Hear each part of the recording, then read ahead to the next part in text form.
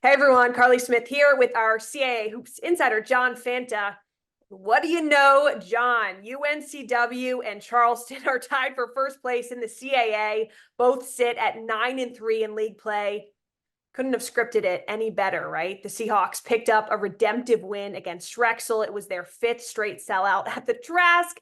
UNCW shot over 50% from the field in both of those wins. You look at transfer guard KJ Jenkins leading all scorers in both games. Why, John, are the Seahawks so in sync right now? Well, you're right, Karlie. That's just it. 9-3, both of them. It's really something to see what UNCW and Charleston have been able to do here. Yeah. Now, how has UNCW done it? And by the way, I think UNCW has the inside track at winning the league just based on where these two stand with their remaining schedules. Sure. UNCW has done it, as you just said, with KJ Jenkins coming in from New Mexico and really performing at a high level. He has given them a shot maker from the perimeter, a scorer, a guy who's wired to help their offense, which is much improved. I mean, you think about Wilmington, this UNCW program has always been pretty good defensively, but this year, their offense is top 60 in the country. Last year, their offense wasn't even in the top 230 nationally. Wow. That's a huge leap on the offensive end of the floor. And it's because of guys like Jenkins, because Takeo Siddle has a stud in Trazarian White. He's an all-around player. He is long. He makes the other guys around him better. He can rebound the basketball at 6'7". He had 14 and 11 in the win over Hampton over the weekend. Shaquem Phillips is a veteran guard who makes plays. Donovan Newby, the same. They just have perimeter threats all across the board. Malik Harden-Hayes, he only played 12 minutes against Hampton, but he had 11 points. So what I like about this team is that they can hit your defense in waves. They can score on you in so many ways. And for UNCW, we talked last week about their program of culture, of toughness, and the ability to just find a way. Right. What they've done is they have found more ways to win this year. Mm-hmm. That means you've got a program. That means you've got buy-in. That means that you know who you are and you're selfless in your approach. Mm-hmm. And that's what UNCW's done.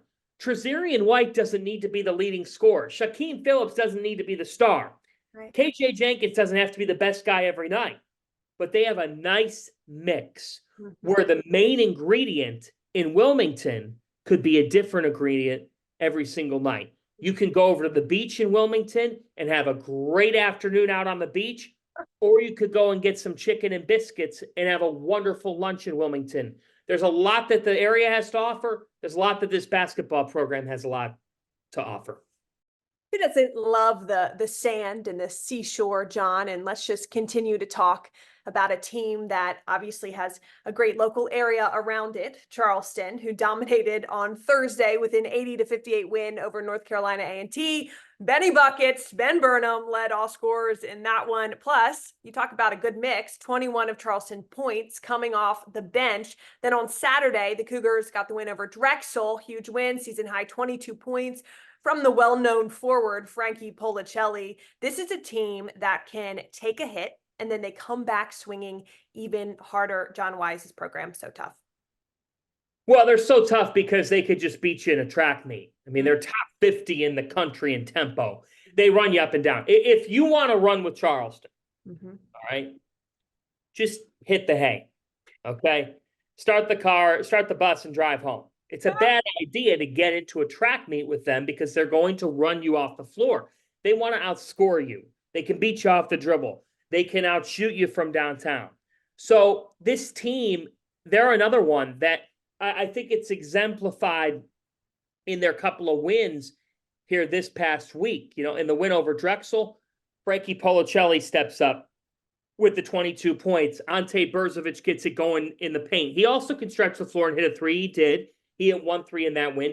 CJ Fulton's a guy who had 13 points, and CJ has come in from Lafayette and really fit into this program well and done a lot of good things. And he not only can initiate things for them, but he can score it. Rain Smith, he's been a stud. but he only had 7 points. Mhm. He only had 7 points against Drexel. So to me, that more shows you and shows us that they're a team that with the style at which they play, Yeah. it's really tough to prepare for them defensively.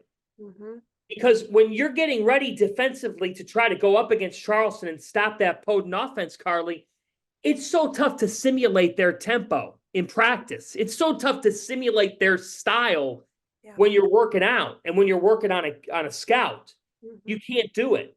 And between Ben Burnham and Rain Smith and Frankie Policelli, they've got buckets. They've got guys who can just score in waves. So for Charleston, that's what makes them special. Now they got swept by UNCW. So let's make no mistake about it here. The Seahawks have made the statements, right? By taking down the Cougars twice, and that's huge for the potential 1 seed in the CAA tournament in a couple of weeks. But in the here and now, what you like about Charleston, if we get a round 3 between UNCW and the Cougars in the CAA tournament, the reason why you can't just say, well, UNCW's had the upper hand, they'll get them again. You don't know what you're getting night to night from Charleston's offense. They're scary.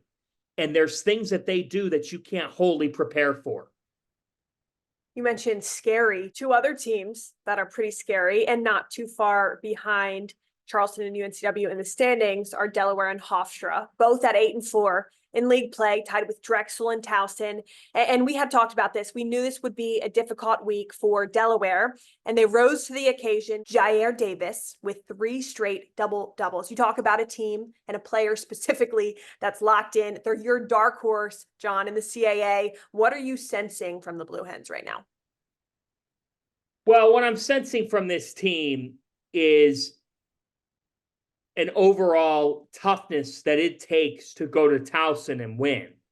And then that translates and that builds their momentum, and that's how they've gotten on a winning streak. But for me, Jair Davis, he took 14 shots against Towson. He scored 15 points, but Towson made it hard on him. But you know what he did, Karlie? He had 15 rebounds. Yeah. He had 15 rebounds. Nobody out rebounds Towson. Like, that's a lost art. Pat Scarry, the joke is at Towson, they're the second best football team in the area to the Ravens on a basketball court because they're just going to play you tough. They're going to be physical. They're going to rebound the ball. They're going to be so vicious in their approach, but they embrace that. Like, they just play hard. When you think about the Tigers, they play hard. Pat Scarry, he will say, hey, you think you can match our toughness? Well, Charles Thompson is coming after you. And Christian May, and now Dylan Williamson, who stepped in and made a nice impact for them. But for me, Delaware, to beat Towson by 12, to hit 11 threes in that game. Gerald Drumgoole Jr. continues what has been a stellar season. 20 points, 7 of 10 from the floor in that game. And then Caven Riley stepped up for them as well. He came up big when they went to Xavier and won at Xavier. But this team right now, they're hitting their stride. I mean, they have now won 4 in a row. They've won 5 of their last 6. And I just think defensively, you only give up 62 to Towson. You give up 58 to William and Mary. In that win over William and Mary, you hold them to 6 of 24 from 3. That's a nice job on the perimeter. And here's the other thing, Karlie. Delaware beat William and Mary by double figures in a game in which Delaware shot 2 for 15 from 3. So what does that mean? It means that for Delaware, they don't need to hit threes to beat you. They can out-rebound you. They can be tough. Jair Davis is so versatile, so tough on the glass. Niels Lane stepped up in that one with 16 points, shot 7 of 13 from the floor. He's a senior guard to watch, transfer from Florida. I really like Martin Inglesby's group. They've got good balance. Excellent stuff, John. And okay, you're newly married. It's Valentine's week, we'll call it. And you know, the month of February, it's shown a lot of love and a lot of favor to the Hofstra Pride. And I just saw a graphic that Coach Claxton had tweeted, and it said Hofstra is 20-2 under Speedy in the month of February. And that's pretty good. And honestly tells you just something about the grit of this program. And they're riding a 4-game win streak as well. So what's your analysis on the Pride? Well, it's Speedy time. February is Speedy time. February and March are Speedy time. For Speedy Claxton, this was his time. Back when he was a player, when he led the Pride to history, you know, Jay Wright has Speedy Claxton to thank. He really does. But when you look at Hofstra, I mean, this is a team now that they've won 4 in a row. Remember, they scheduled tough. You know, they faced Princeton. They went down to George Washington, who's much improved. They faced South Florida. And by the way, beat South Florida by 19. South Florida's good. Could make the tournament. Beat Iona, went on the road to St. Louis, went on the road to Duke. They're battle-tested. Hofstra is battle-tested. And when they got that 3-point win over Towson, that said a lot about them because they just outfought Towson. But the thing about Hofstra is they've got a big 3 between Jaquan Carlos, the point guard, Darlin Stone Dubar, and then Tyler Thomas, who's one of the best bucket getters in America. Jaquan Carlos is a Brooklyn kid. He's a New York kid who gets it and just establishes things in practice and has only gotten better. Tyler Thomas, to me, puts some respect on his name. Totally. I mean, I think he's the best player in the CAA. I really do. I think he's so deserving of everything that he's done this season. And when I look at Tyler, you know, to be averaging 22, 5, and close to 4 assists per game, you've got to have serious skills. And he does. So this team's got perimeter play. They've got guard play. You know, can they continue to hang in the paint is a key for them. When you look at it, rebounding-wise, they are -3 in margin. But by the same token, they can just score and score and score. And now they've got a big one Thursday night at Drexel.